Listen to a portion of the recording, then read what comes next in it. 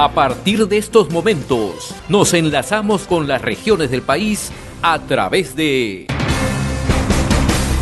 Conexión Perú. Te informamos y te acercamos al Perú.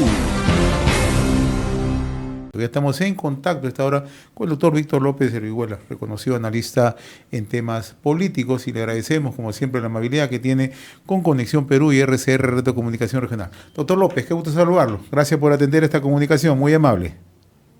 Saludos cordiales. Efectivamente, en horas de la mañana hemos, de manera subrepticia, hemos recibido el mensaje a la nación del señor presidente de la República, decretando una suerte de estado de excepción, dividiendo el Congreso y rompiendo el estado democrático que vivimos, ¿no? Y eso ha sido rechazado desde un primer momento, no solamente por aquellos que hemos sido llamados a opinar, sino también por las instituciones y los personajes públicos.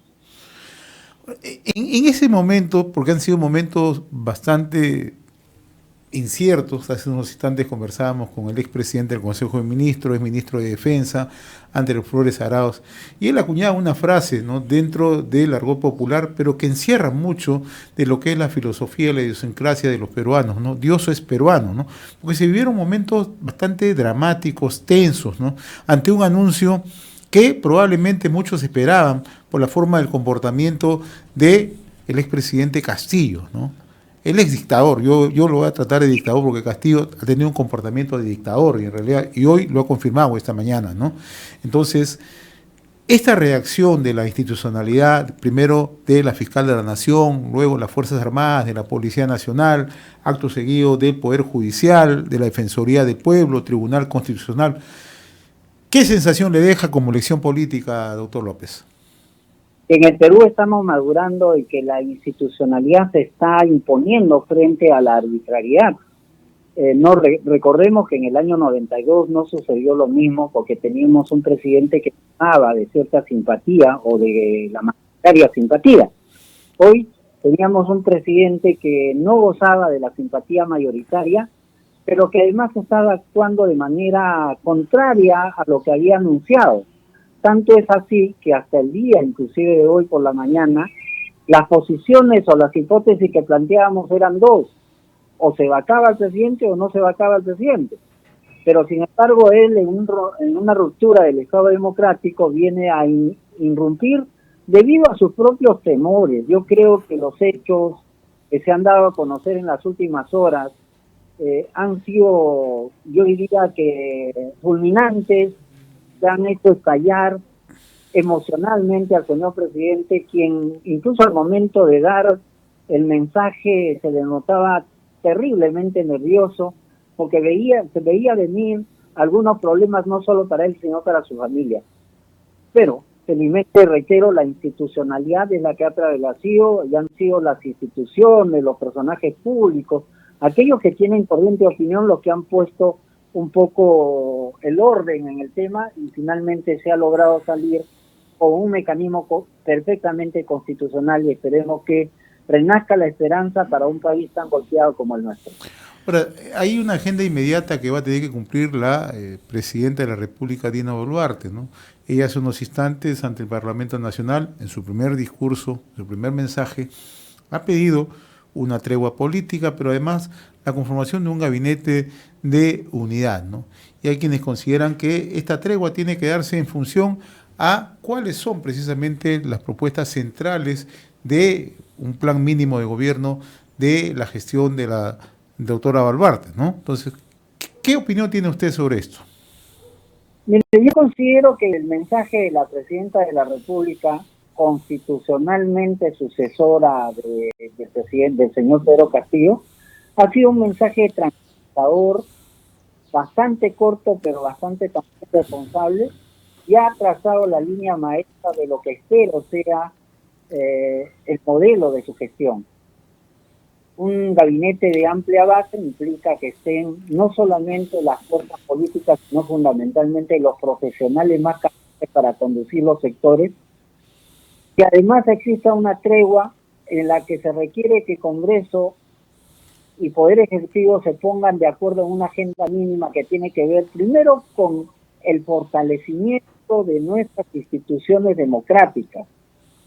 Y para ello se requiere también una ciudadanía que esté vigilante, controlando los accionarios de ambos poderes. Creo que esta oportunidad que se nos presenta puede ser aprovechada porque históricamente tenemos a una dama como primera presidenta de la República y creo que ya hace bastante tiempo era necesario que las que mandan en casa también manden en el país, para que de alguna manera pongan el orden no solamente en lo económico, sino también en lo social y por qué no decir en lo emocional. ¿Y cómo analiza usted el papel de las Fuerzas Armadas, que hoy en realidad le han dado una satisfacción al país, un pronunciamiento firme, sólido, en circunstancias más que complicadas? Mira, desde los hechos anteriores, donde se dio a conocer de que renunciaba el ministro de Defensa, el propio hecho de la renuncia del comandante general del ejército ya era una muestra que las Fuerzas Armadas iban a apostar por la constitucionalidad. Ya ha sido bastante fructífero y sobre todo responsable el hecho de que la reacción tanto de la fuerza policial como de las Fuerzas Armadas haya sido un apego estricto a la constitución política del Estado, al margen de que la representación política del Congreso sea la mejor, la más favorable para el país o no, pero creo que la institución democrática llamada, en este caso, a ser velada, ha sido respaldada por las Fuerzas Armadas, por el Ministerio Público, por el Poder Judicial, por los órganos autónomos como la Contraloría General de la República, la propia reacción de la Procuraduría General de la República, que interpuso inmediatamente una denuncia penal contra el presidente, infractor constitucional de acuerdo al artículo 117 de la Constitución Política del Estado, al impedir el funcionamiento de un poder del Estado, lo ha hecho posible no solamente de esta reacción institucional, sino también de la detención de la cual está lamentablemente en estos momentos. Ahora, hay otro elemento, doctor López, que no se puede perder de vista, ¿no? El accionar del Congreso de la República, ¿no? Si bien es cierto, con esta transición política aparentemente se vuelve a la normalidad, ¿no? Pero no hay que olvidar lo que viene aconteciendo en el Congreso. Gran parte de esta crisis también se debe a un grupo de parlamentarios que de una u otra manera generaron esta situación, estas condiciones, ¿no? Por los hechos que se conocen, ¿no? Por el acercamiento que tuvieron al gobierno, el favorecimiento a través de acuerdos debajo de la mesa, etcétera, etcétera, ¿no? Que han ido generando toda esta situación de crisis, ¿no? ¿Cómo es que se puede transparentar las acciones desde el Congreso y desde el Ejecutivo, ¿no? Si el Poder Legislativo no aprende de las lecciones que le está dando la vida política del país, entonces estaríamos ante un nuevo intento de fortalecer la democracia. Pero lo cierto es que el Parlamento históricamente no ha gozado de la simpatía mayoritaria de la población, primero porque es una representación política de diversas departamentos, diversas organizaciones políticas, y es bastante difícil hacer una confusa estadística acerca de la preferencia o no como poder legislativo. Sin embargo, ellos han cometido errores. Los de izquierda, los de derecha, los de la derecha bruta o de la izquierda bruta, ambas corrientes de opinión han cometido errores. Hoy, reitero, la esperanza renace en la intención de que ojalá se pongan y se planteen puentes de comunicación, de diálogo y permitan generar una agenda social que el Perú requiere. Seguridad. El tema de la economía que tiene que ver básicamente con el tema agrícola, que estamos muy venidos a menos. El tema de la salud y la educación son ejes temáticos que no pueden ser desatendidos por las clases políticas o organizaciones políticas que están representadas en el Congreso y por aquellas que no estén. Ahora es momento de llamar a aquellos que pueden no solamente conocer la problemática sectorial, sino fundamentalmente pueden estar en la solución y en la gestión pública que ha estado en este poco más de 1 año y 5 meses muy venida menos. Muy bien, doctor Víctor López, yo le agradezco la amabilidad de haber compartido esta comunicación a través de Conexión Perú en RCR, Red de Comunicación Regional.